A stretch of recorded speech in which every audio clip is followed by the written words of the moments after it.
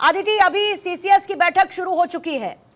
148 करोड़ भारतीयों का ये देश इस वक्त ये पूछ रहा है कि पाकिस्तान को जवाब कैसे देगा भारत, और इस बैठक से उम्मीदें बड़ी हैं। बड़े फैसलों की संभावना इस बैठक में क्या बन रही है?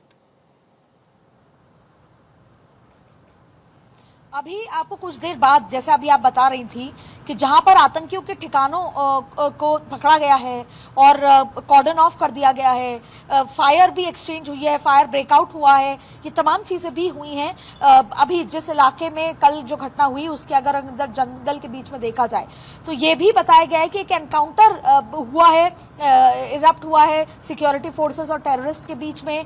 तो कई और ऐसी चीज़ें, ये तंगमर्ग ये इलाका है, तनमर्ग इलाका साउथ कश्मीर का है, कुलगाम डिस्ट्रिक्ट में है, जो आज ये गतिविधियां हुई हैं जहां पे कई आतंकवादी और संदिग्ध स्थितियां थी जहां पर सिक्योरिटी फोर्सेस ने पकड़ा है एक बात। तो ये एनकाउंटर ब्रेकआउट हुआ है, कुलगाम कश्मीर साउथ कश्मीर का इलाका है।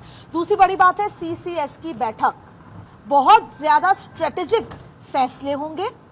ये तो होंगे ब्यूरोक्रेसी फैसले, जैसे आपने देखा पूरे देश में कनाडा के साथ हमारे रिश्ते सबसे ज्यादा खराब हुए, और वो भी तब जब कनाडा ने अपनी पार्लियामेंट में भारत के ऊपर अनर्गल आरोप लगाया, जो भारत खास तौर पे इस तरह के आरोप भारत कभी बर्दाश्त नहीं करता। और जो ये बात है कि हम राजनयिक रिश्ते खत्म कर देंगे, लेकिन अब वो अभी तक पाकिस्तान के साथ उस तरह का नहीं रिश्ता हुआ था कि राजनयिक रिश्ते खराब हो, यहाँ पर जितने भी जो पाकिस्तान के ऑफिशियल्स हैं उनको वापस भेज दिया जाए, पर अब हम उस वर्ज पे पहुंच चुके हैं।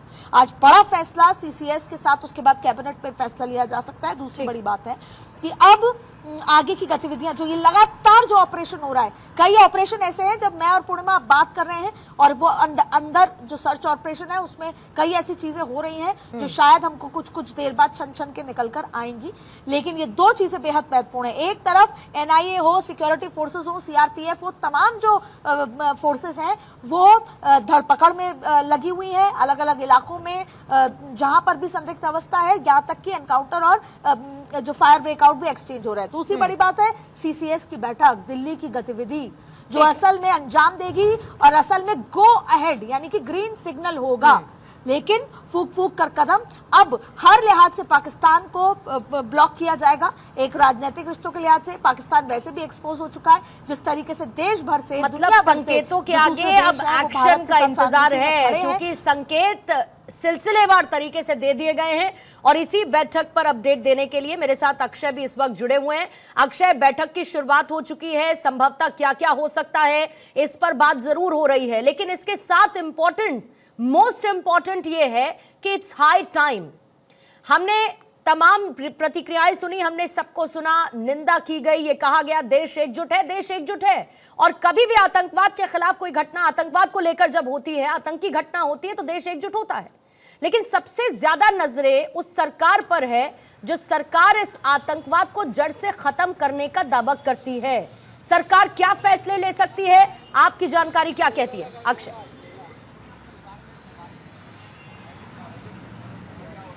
और देखिए काफ़ी महत्वपूर्ण हो जाता है जिस तरह से पहलगाम में आतंकी हमला हुआ, उसके बाद गृह मंत्री तुरंत कश्मीर पहुंचे, श्रीनगर में बैठक की। आज दिन भर वो बैठकों में शिरकत करते रहे।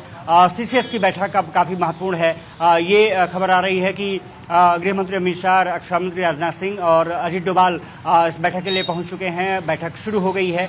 ये माना जा रहा है पहला नंबर तो अमित शाह तमाम जो इनपुट्स उन्होंने जुटाए हैं प्रधानमंत्री नरेंद्र मोदी को ब्रीफ करेंगे कि किस तरह से वहां पर आतंकी आए और किस तरह से हमला उन्होंने किया। सुरक्षा एजेंसियां किस तरह से वहां पर काम कर रही हैं, किस तरह से उसका डिप्लॉयमेंट किया गया है और किस तरह से आईबी अपना इनपुट्स जुटा रही है और क्या कुछ इनपुट्स अभी तक आतंकियों के बारे में मिले हैं। दूसरी बात यह है कि ये माना जा रहा है कि इस विदेश मंत्री एस जयशंकर से भी प्रधानमंत्री नरेंद्र मोदी की चर्चा हुई है, अजीत डोभाल से भी चर्चा हुई है। ये माना जा रहा है कि भारत पाकिस्तान के साथ जो खबर आ रही है वो व्यापार के सिलसिले को लेकर के कहीं ना कहीं and obviously we're providing whatever assistance and help we can provide to the government, to the people of India. But this has been a wonderful visit. The people here have been so welcoming, so kind to us. We're sad to leave, but excited to get back home.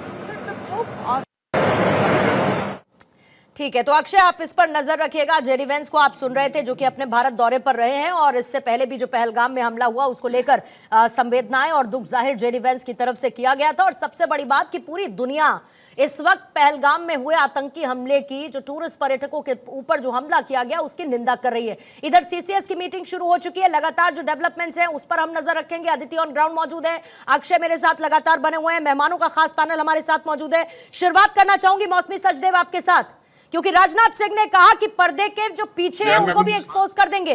पर्दे के पीछे कौन है ये बताने की जरूरत नहीं, पर्दे के पीछे वो है जो कि स्टेट स्पॉन्सर है टेररिज्म का, यानी कि पाकिस्तान।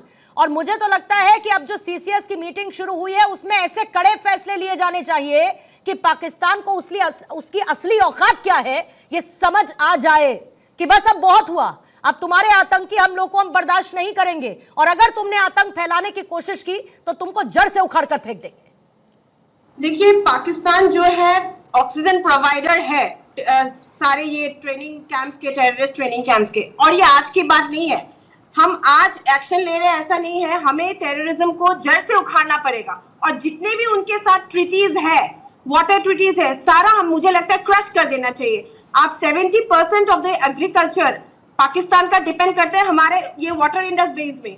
आप देखिए ऑलरेडी पाकिस्तान वाटर क्राइसिस में है, वो लोग इतने मुसीबतों में है, इकोनॉमिक क्राइसिस में है, वाटर क्राइसिस में है, स्टिल ये लोग हिम्मत कर रहे हैं ऐसे काम करने के लिए। आई थिंक सारे जो ट्रीटीज चल रहे हैं सबको आई थिंक क्रश कर देना चाहिए, सस्पेंड कर देना चाहिए। और पाकिस्तान को जो है अभी मुझे लगता है ग्लोबली भी आइसोलेट कर देना चाहिए। ऐसे स्टेप्स लेना चाहिए जो ये फॉरेन एड आते हैं पाकिस्तान के लिए, कहीं ना कहीं ऐसे स्ट्रेटजीज लेना चाहिए जो फॉरेन एड वहां पे आना बंद हो जाए। ग्लोबली पाकिस्तान, ये समय आ गया है कि ग्लोबली पाकिस्तान को आइसोलेट कर देना चाहिए। They are crossing all limits now. और हमें हमारे जो फेंस है उसको भी मजबूत करना बहुत जरूरी है, क्योंकि ये आज की बात नहीं है। क्रॉस बॉर्डर टेररिज्म पुरानी चीजें हो रही है, कब तक हम अपने लोगों को खोएंगे। तो हमें लगता है कि एनआईए इन्वेस्टिगेट नहीं है, नाउ एनआईए मस्ट हंट। आप लीजिए सीआईबीएम लीजिए, ड्रोन्स लीजिए, नाइट मिशंस लीजिए, सर्वेलेंस, सब में फंड कीजिए, 24/7 उसको एक्टिव कीजिए। सबसे पहले तो हमें अपने घर में ही जो लोकल सिंपैथाइजर्स है, we have to win the war in our own homeland Kashmir में। क्या हम वो जीत पाएंगे? क्या हम जड़ से उखाड़ पाएंगे टेररिज्म को? ये बहुत बड़ा सवाल है। और हमें अभी वाउज, वार्निंग्स, विजिट्स से ज्यादा चाहिए हमें अभी। It is no time to take vows, give warnings, now we have to retaliate. और सिर्फ रिटालिएशन हमें हर तरीके से, इकोनॉमिकली, डिप्लोमेटिकली, हर तरीके से हमें रिटालिएट करना चाहिए। और पाकिस्तान को आइसोलेट करने का टाइम आ गया है, उनको एक्चुअल औकात दिखाने का टाइम आ गया है। आंचल मल्होत्रा सर, पाकिस्तान को आइसोलेट भारत ने कई बार पहले भी किया है, बहुत मायनों में, जब यह कह दिया कि आतंकवाद और बातचीत साथ साथ नहीं चल सकती है। बातचीत और गोली साथ साथ इसको कैरी नहीं कर सकते, यानी कि पहले आप आतंकवाद को खत्म करिए और उसके बाद हम बातचीत की टेबल पर आएंगे। लेकिन पाकिस्तान क्या करता है? आप तमाम डोजियर्स उठा के देख लीजिए, आप ग्लोबल टेररिज्म डेटा को उठाकर देख लीजिए, कहीं ना कहीं ये पाकिस्तान आतंक को अपनी स्टेट पॉलिसी की तरह इस्तेमाल करता है। 1947 से लेके आज तक पाकिस्तान ने इसके अलावा क्या किया है? और अगर वाकई में पाकिस्तान को सबक सिखाना है सर, कड़े फैसले, मैं मिलिट्री एक्शन की बात ही नहीं कर रही सर, हर एंगल से पाकिस्तान को ब्रेक करना जरूरी है। और भारत क्या उस स्थिति में आज है? देखिए, बिल्कुल है और काफी समय से है। और मैं माफी चाहता हूँ, हर 6 महीने में हम इसी तरह की डिबेट पे बैठते हैं, उसी तरह का रिटॉरिक होता है, उसी तरह की अपील्स की जाती हैं, जीरो टॉलरेंस अगेंस्ट आतंकवाद की बात की जाती है। एक सहमति भी है पूरे विश्व में, रशिया, अमेरिका जैसे दोस्त हैं हमारे जो कहते हैं कि जीरो टॉलरेंस है, बट घूम फिर के बात वहीं आ जाती है। अब सवाल ये है कि इस परिस्थिति में जब आक्रोश है, क्या फैसले लिए जा सकते हैं? मुझे लगता है कि कोई भी सरकार, कोई भी रिस्पॉन्सिबल सरकार, कोई इस तरह की हालात में जब वो फैसला लेती है तो वो पूरा कॉस्ट बेनिफिट का एनालिसिस करती है कि उस फैसले का अंजाम क्या होने वाला है। क्या कोई जल्दबाजी में ऐसा फैसला ले लिया जाए जो बैकफायर कर जाए हम पे? दो तरह के फैसले लिए जा सकते हैं। एक प्योरली सिविलियंस है। देखिए, किसी भी रूलिंग पार्टी की आज की तारीख में यह मजबूरी होगी कि विजिबल मेजर्स को लेके उसे अपने देश में हुए आक्रोश को थोड़ा शांत करना होगा, थोड़े टेम्परेचर्स को नीचे लाना होगा।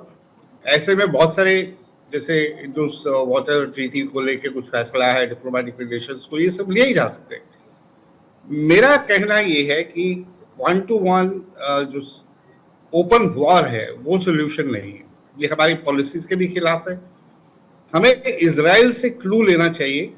हमें पाकिस्तान को over a period of time, ये कल से नहीं होगा, हो सकता है हम ऑलरेडी कुछ कर भी रहे हो इस दिशा में, हमें over period of time Pakistan को अंदर से खोखला और कमजोर बनाना है।